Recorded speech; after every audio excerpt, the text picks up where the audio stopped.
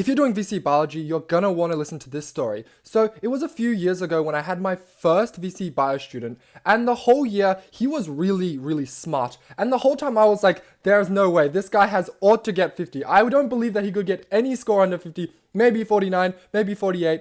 And I tutored him the whole year, teaching him all the content, teaching him some accelerated content, and doing a lot of practice questions.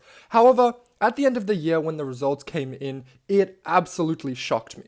So when I was expecting a 50 or maybe a 49 or even worst case scenario 48, he got a 41. Now you might be saying, well, that's pretty good, isn't it? It's not bad. How can you be complaining about this? And that's true. It is very good. It's around top 8, top 7%.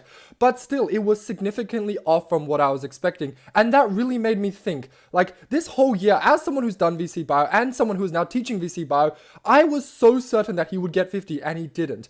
And this is what I learned from that experience. VCE Biology and VCE in general is significantly less about content than you might think.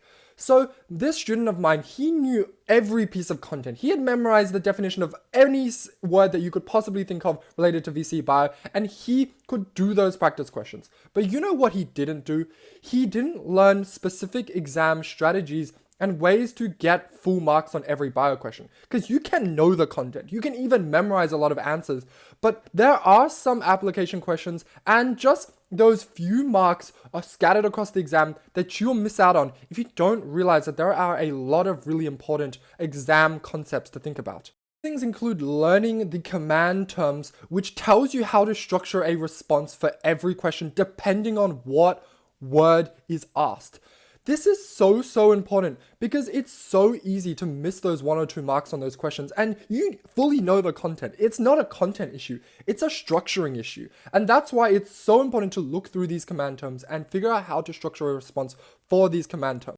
This is something that we focused a lot when we designed Cora AI. Now it is able to read these command terms and figure out how to structure responses for you depending on these command terms and can even explain them to you.